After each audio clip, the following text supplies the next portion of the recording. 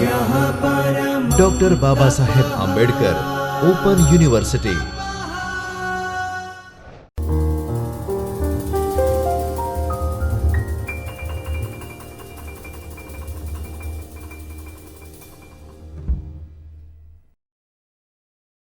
नमस्कार विद्यार्थी मित्रों, doctor Baba Saheb Ambedkar open university Ahmedabad के चैतन्य स्टूडियो से मैं doctor Maharudra Pratap Singh Chauhan, assistant professor Hindi, आप सभी का स्वागत करता हूं। विद्यार्थी मित्रों, आज हम जिस विषय के बारे में बात करने वाले हैं वह है बीए द्वितीय वर्ष अनिवार्य हिंदी का पेपर का नाम है एकांकी एवं अन्य गद्य विधाएं और व्याकरण। पेपर कोड है HND-COM 202। इस पेपर के अंतर्गत जिस इकाई की हम बात करने वाले हैं वह है इकाई 2, जिसका नाम है सुखी डाली, जिसके रचनाकार है उपेंद्र नाथ अस्क। इकाई 2 सुखी डाली, इसकी अगर हम बात करें तो यह है एक एकांकी है जिसकी रूपरेखा इस प्रकार है। सबसे पहले आएगा उद्देश्य, फिर प्रस्तावना, लेखक परिचय, जिसमें लेखक का जीवन परिचय और कृतित्व परिचय दोनों हम देखेंगे। फिर आता है एकांकीकार के रूप में उपेंद्र नाथ अस्क, फिर सुखी डाली एकांकी का कथानक, सुखी डाली एकांकी का चरित्र चित्रण, सुखी डाली एकांकी का उद्देश्य और अंत में आएगा सार बिंदु। प्रस्तावना के तौर पर अगर हम बात करें तो यह इकाई एकांकी की है। अब एकांकी की विधा को पढ़ने से पहले एकांकी क्या होती है इसके बारे में जानना आवश्यक है। तो एकांकी नाटक जो विधा है उसका ही एक अंश है। आप सभी ने नाट्य विधा तो पढ़ी ही होगी, उससे आप परिचित होंगे ही। यह एक साहित्यिक विधा है जो पढ़ने के साथ साथ देखने जाने के योग्य भी होती है। नाटक कई प्रकार के होते हैं, जिसका सबसे लोकप्रिय स्वरूप एकांकी नाटक है। नाटक में जैसे हम देखते हैं कि उपन्यास, कहानी, नाटक और एकांकी, इन दोनों सब में अंतर क्या है। उपन्यास जो है वह भी गद्य की विधा है, कहानी जो है वह भी गद्य की एक विधा ही है, उसके साथ नाटक भी गद्य की विधा है। लेकिन अंतर क्या है?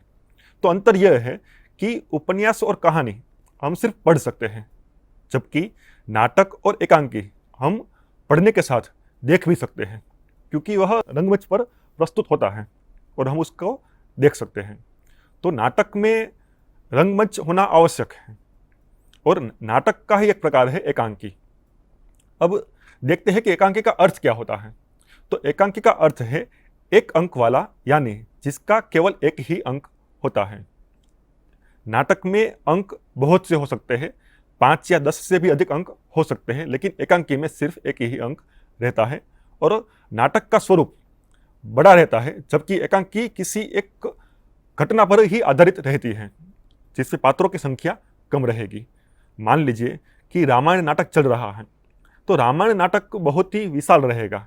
राम के जन्म से लेकर सीता स्वयंवर, लंका पर विजय और उसके बाद वापस अयोध्या आना, सब उसमें आ जाएगा। लेकिन एकांकी में सभी घटनाएं नहीं आएगी, इसमें केवल एक ही घटना का उसमें उल्लेख किया गया होगा। जैसे राम और रावण का युद्ध, तो उसमें केवल उस युद्ध के बारे में ही आपको दर्शाया गया होगा और रंगमंच पर उसी की प्रस्तुति की गई होगी। तो इस प्रकार नाटक और एकांकी दोनों में थोड़ा सा अंतर है। जिस प्रकार उपन्यास है तो उपन्यास बहुत ही विस्तृत बड़ा होता है और कहानी केवल उसका एक अंश, मतलब छोटा सा एक हिस्सा होता है। तो यही अंतर नाटक और एकांकी में भी देखने को मिलता है। इस एकांकी का बारे में हम बात करेंगे तो उसके उद्देश्य के बारे में अगर हम चर्चा करें तो इस इकाई को पढ़ने के बाद आप उपेंद्र नाथ अस्क के व्यक्तित्व और कृतित्व से परिचित हो सकेंगे। सुखी डाली एकांकी के कथानक को जानेंगे और सुखी डाली एकांकी के पात्रों का चरित्र चित्रण और उद्देश्य को जानेंगे। सबसे पहले देखते हैं जीवन परिचय लेखक का। तो लेखक उपेंद्र नाथ अस्क, उनका जन्म 14 दिसंबर 1910 को हुआ था, पंजाब के जालंधर शहर में। विधि परीक्षा उत्तीर्ण करने के पश्चात अध्यापन, पत्रकारिता, रेडियो तथा फिल्मों के क्षेत्र में प्रविष्ट हुए। सन 1965 में संगीत नाटक अकादमी पुरस्कार से भी उन्हें सम्मानित किया गया और उनकी मृत्यु 19 जनवरी 1996 को हुई थी। अब देखते हैं कि लेखक के कृतित्व परिचय के बारे में। तो लेखक ने नाटक के रूप में जय पराजय लिखा हुआ है। एकांकी में पापी, वेश्या, लक्ष्मी का स्वागत, अधिकार का रक्षक, स्वर्ग की झलक, झोंक, आपस का समझौता, पहेली, देवताओं की छाया में, छठा बेटा, सुखी डाली, चरवाहे, कैद और उड़ान इत्यादि इनकी एकांकियां हैं। कहानियों की अगर हम बात करें तो अंकुर, चट्टान, पिंजरा, मेमने, काले साहब, बच्चे, उबाल आदि इनकी कहानियां हैं। संस्मरण की अगर बात करें तो मंटो मेरा दुश्मन इनका बहुत ही चर्चित संस्मरण रहा है। दूसरा है रेखाएं और चित्र। काव्य ग्रंथ की अगर हम बात करें तो दीप जलेगा, चांदनी रात और अजगर, बरगद की बेटी, ये इनके काव्य ग्रंथ हैं। लेखक ने गद्य और पद्य दोनों विधाओं में अपनी कलम चलाई है, लेकिन अधिक सार्थक रहे हैं वह गद्य में। उनको नाटककार और एकांकीकार के रूप में हम सब अधिक जानते हैं। एकांकीकार के रूप में उपेंद्रनाथ अश्क की अगर हम बात करें तो उपेंद्रनाथ अश्क ने एकांकी नाटकों में पारिवारिक और सामाजिक समस्याओं की व्यावहारिक व्याख्या प्रस्तुत की है। अश्क जी हिंदी के सर्वाधिक सफल समस्या एकांकी नाटककार रहे हैं। अश्क जी ने साम्यवादी समाज की स्थापना का स्वप्न देखते हुए अपने नाटकों एवं एकांकियों में पूंजीवादी मनोवृत्तियों की आलोचना की है। इस प्रकार हिंदी एकांकी के प्रमुख शिल्पियों में अश्क जी का नाम अत्यंत आदर से लिया जाता है। अब बात करते हैं सुखी डाली एकांकी के बारे में। सुखी डाली एकांकी का कथानक अगर हम देखें तो अश्क जी का एकांकी संग्रह चरवाहे की अंतिम एकांकी है सुखी डाली। मतलब सुखी डाली जो एकांकी है वो किस एकांकी संग्रह में सम्मिलित की गई है, तो उसका उत्तर रहेगा चरवाहे। मतलब सुखी डाली एकांकी में अत्यंत तीव्रतापूर्वक आज के व्यक्ति, परिवार और समाज में व्यापक रूप में व्याप्त अंतर्द्वंद को उद्घाटित किया गया है। सुखी डाली एकांकी में घर के बुजुर्ग दादा वट वृक्ष के समान है। अब इस एकांकी में संयुक्त कुटुंब की बात की गई है। आज के समाज में संयुक्त कुटुंब और विभक्त कुटुंब दो प्रकार के कुटुंब देखने को मिलते हैं। पुराने जमाने में भारत में संयुक्त कुटुंब अधिक रहते थे, आजकल में संयुक्त और विभक्त कुटुंब देखने को मिलते हैं। अब संयुक्त कुटुंब में व्यक्ति को अपनी समस्याएं भूलकर पूरे कुटुंब के साथ में रहकर आगे बढ़ना होता है। लेकिन एक भी व्यक्ति ऐसा आ गया जो स्वार्थी है, जो केवल अपने बारे में ही सोचता है, तो पूरा कुटुंब बिखर जाएगा। यह एकांकी इसी के ऊपर आधारित है। जो मुख्य पात्र है दादाजी, उनका नाम है मूलराज। तो मूलराज परिवार के वटवृक्ष के समान है और पूरा परिवार एक बड़ा सा वटवृक्ष है और मूलराज कहते हैं कि हम सब उनकी डालियां हैं।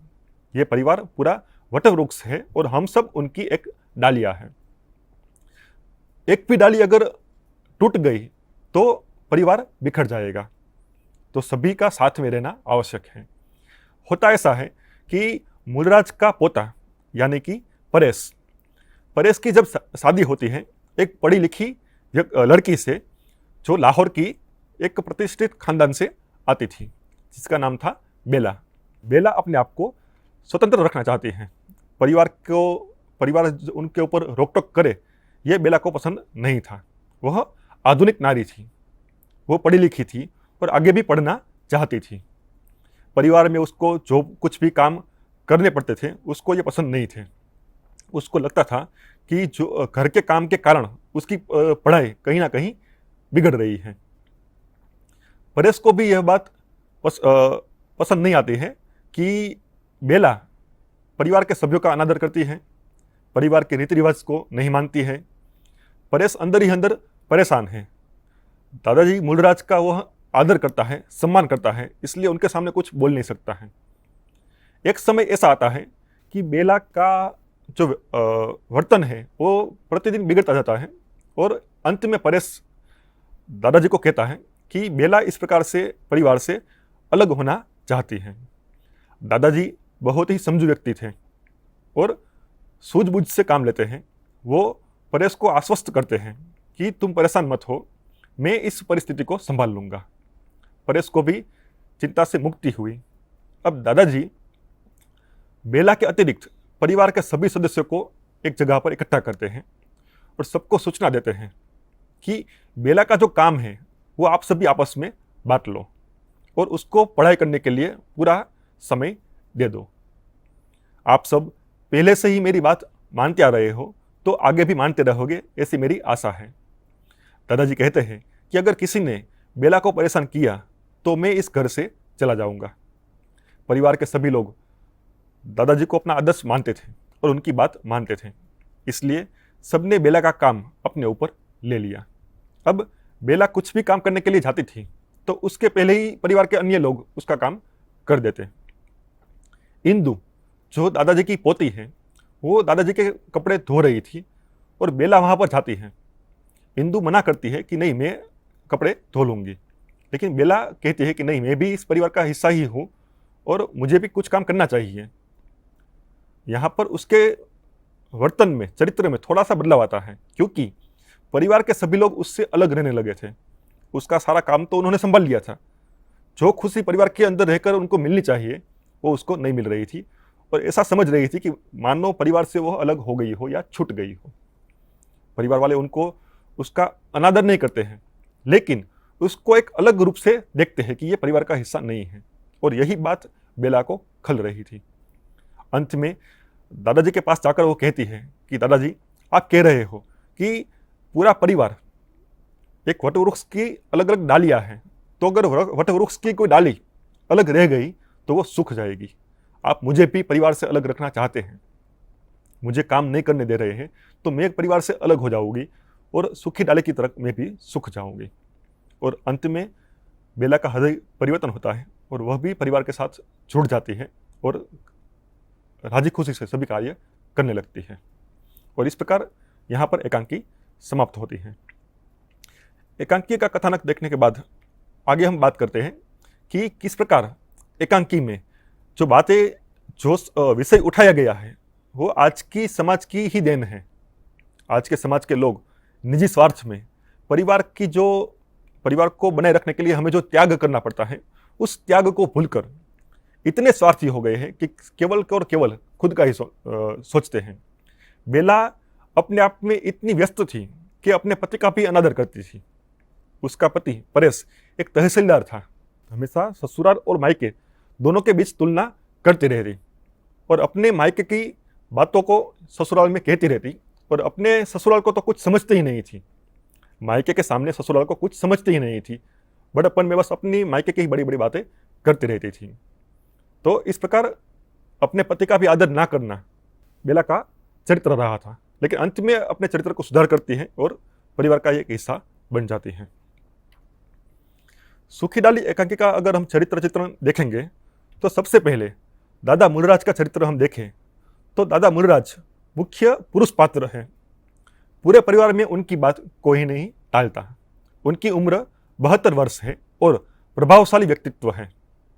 उनका स्वभाव मधुर है और हर समस्या की गंभीरता को समझते हैं, परिस्थितियों के अनुरूप निर्णय लेते हैं। वह पूरे परिवार के लिए प्रेरणादायक है। परेश के अलग होने की संभावना देखने पर अत्यंत बुद्धिमत्ता से स्थिति को संभाल लेते हैं। इस प्रकार दादा मूलराज का व्यक्तित्व बहुत ही प्रभावशाली है। दूसरा जो व्यक्तित्व है वह है बेला का। बेला प्रमुख स्त्री पात्र है। इस एकांकी में प्रमुख स्त्री पात्र कौन है तो वो है बेला। दादा मूलराज के पोते परेश की पत्नी है। लाहौर के प्रतिष्ठित एवं संपन्न कुल की सुशिक्षित लड़की है। उसके पति नायब तहसीलदार है, मतलब जो परेश है वह नायब तहसीलदार था। परिवार की सबसे छोटी बहू है। अपने मायके वालों के सामने ससुराल वालों को कुछ भी नहीं समझती थी। बेला दूसरों की भावनाओं को नहीं समझती, पति का भी आदर नहीं करती है। अंत में अपने वर्तन में सुधार कर परिवार का हिस्सा बन जाती है। तीसरा पात्र आता है परेश का। परेश दादा मूलराज का पोता है जो नायब तहसीलदार है। परेश का विवाह लाहौर के परिवार की सुशिक्षित कन्या से हुआ है। परेश जानता है उसकी पत्नी इस परिवार के रहन सहन और तौर तरीकों को पसंद नहीं करती। उसकी पत्नी उसकी बात नहीं सुनती। परेश दादाजी का बहुत सम्मान करता है। दादा मूलराज ने जब कहा कि वे परिवार को टूटने से बचाने के लिए हर संभव उपाय करेंगे तो परेश नतमस्तक होकर उनकी बात को स्वीकार कर लेता है। तो ये तीनों एकांकी के प्रमुख पात्र थे जिनके चरित्र के बारे में हमने चर्चा की है। अब बात करें सुखीडाली एकांकी का उद्देश्य। तो प्रस्तुत एकांकी सुखीडाली में अस्क जी ने अपने जीवन काल के समाज के यथार्थ को अनावृत करने का भरसक प्रयत्न किया है। सुखीडाली एकांकी में संयुक्त परिवार प्रणाली का चित्रण किया गया है। लेखक का विचार है कि परिवार की डोर का एक सिरा किसी ऐसे व्यक्ति के हाथों में होना आवश्यक है जिसका सम्मान पूरा परिवार करता है, उसकी बात मानता हो, तभी परिवार की कुशलता संभव है। इस एकांकी का अंत दुखांत नहीं है, सुखांत है।